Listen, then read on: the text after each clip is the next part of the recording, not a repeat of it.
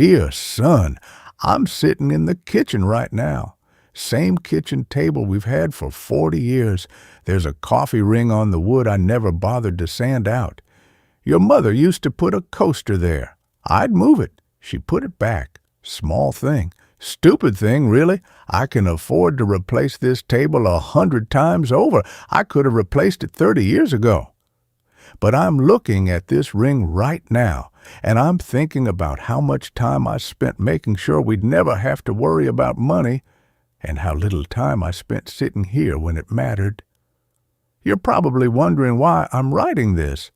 I'm 79. I'm healthy enough. This isn't one of those letters. I'm just finally old enough to see things clearly, and that clarity is worse than I thought it would be. I remember the afternoon you got accepted into that college program. You were 17. You came home and stood in the doorway of my office. I was on a call. Always on a call. You held up the letter. I saw your face. I nodded. Gave you a thumbs up. You smiled and left. I finished that call. Then I took another one. I told myself I'd talk to you at dinner. But at dinner, I was thinking about a contract that was falling apart. I watched you talk to your mother about it. I watched you look at me twice, maybe hoping I'd say something. I cut my chicken and I nodded when it seemed right to nod. That contract closed. Made us a lot of money. I don't even remember what it was for. I thought I was building security. I thought that's what fathers did. You provide. You make sure there's always enough. You make sure your kids don't have to struggle the way you did. That was the logic. That was the plan. But here's what I'm realizing now. I built the security, but I wasn't in it. I constructed this entire life where no one would have to worry, and then I stayed outside of it, making sure the walls held up. You never asked me for much. That's the thing. You were easy. Good grades. Stayed out of trouble. I took that as confirmation I was doing it right. See? He's fine. He's got everything he needs. But what you needed wasn't in a bank account. I keep thinking about your 8th grade talent show. You played guitar. Badly. You knew it was bad. But you did it anyway because your friends talked you into it. I had a dinner meeting that night. Client from Denver. I remember his name. I remember what we ate. I don't remember what song you played. Your mother recorded it. I watched it later on the camera. You looked so nervous walking onto that stage. You missed half the chords. When it was over, you took a bow and you looked right where I would have been sitting. That look lasted maybe 2 seconds. Then you saw I wasn't there and your face changed. Not much, just enough. I told myself you understood. Business is business. You were mature for your age. You got it. But you were 13. I bought you a new guitar that Christmas. Expensive one, the kind professionals use. You said, thank you. You used it maybe twice. It's probably still in your closet somewhere. I thought the guitar fixed it. I thought money fixed things. That's what I'd been taught. That's what I believed. Here's the confession I don't know how to say smoothly. I was afraid of you. Not of you exactly. Afraid of not knowing what to say. Afraid of being the kind of father who just sits with his kid and doesn't have answers. So I worked. Because I was good at that. I understood contracts and negotiations and strategy. I didn't understand how to just be in the room with you without a purpose. Your mother knew how to do that. She'd sit with you while you did homework, not helping, just there. I'd walk past and think she was wasting time. Now I think she was doing the only thing that actually mattered. I convinced myself that my absence was temporary, just until we were stable, just until the business was solid, just until we had enough saved. But enough kept moving. The goalpost kept sliding further out, and you kept getting older. I missed your first breakup. I was in Chicago. You were 16. Your mother told me about it on the phone. She said you'd been crying in your room. She said you wouldn't talk about it. I asked if you were okay. She said you would be. I said good.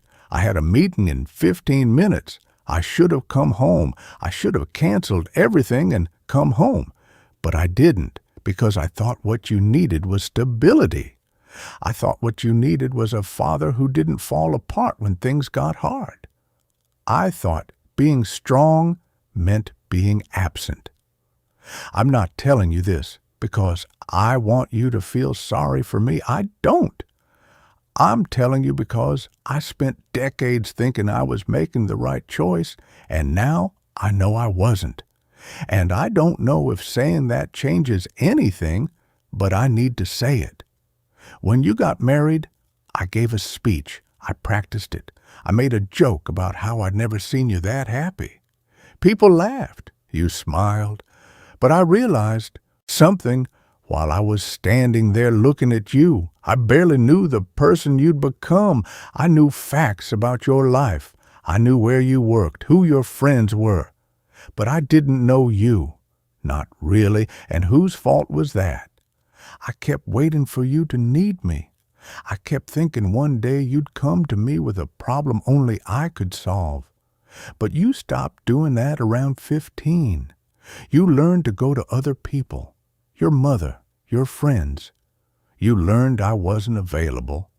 So you stopped treating me like I was. I got what I built. I built distance and called it provision. One day you're going to be my age, if you're lucky, and you're going to look back at your life and see it all at once. Not the way you see it now, moment by moment, but as a single shape, a complete thing. And you're going to notice what you thought mattered and what actually did. I thought board meetings mattered. I thought quarterly earnings mattered. I thought being respected in my industry mattered. And maybe they did in some small way, but they didn't matter the way I thought they did.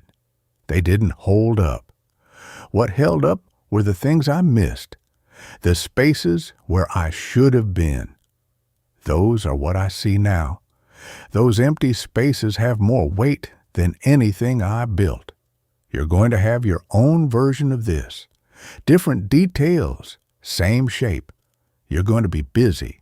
You're going to have reasons, good reasons, legitimate reasons. And those reasons are going to feel more important than they are. I'm not saying drop everything. I'm not saying money doesn't matter. It does. It matters more than people who've always had it want to admit. But it doesn't matter the way I thought it did. It doesn't replace anything. It just sits there. It's useful. It's not meaning. I can't go back. I know that.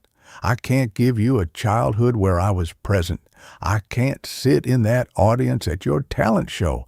I can't come home from Chicago.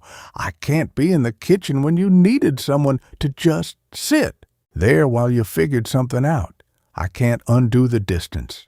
But I can tell you it's there. I can tell you I built it. I can tell you I thought I was doing the right thing, and I was wrong.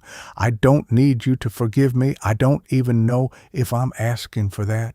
I just need you to know that I see it now. I see what I did.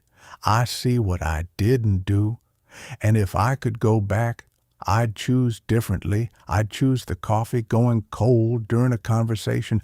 I'd choose being late to a meeting because we were talking in the driveway. I'd choose knowing you over everything I built. But I can't go back.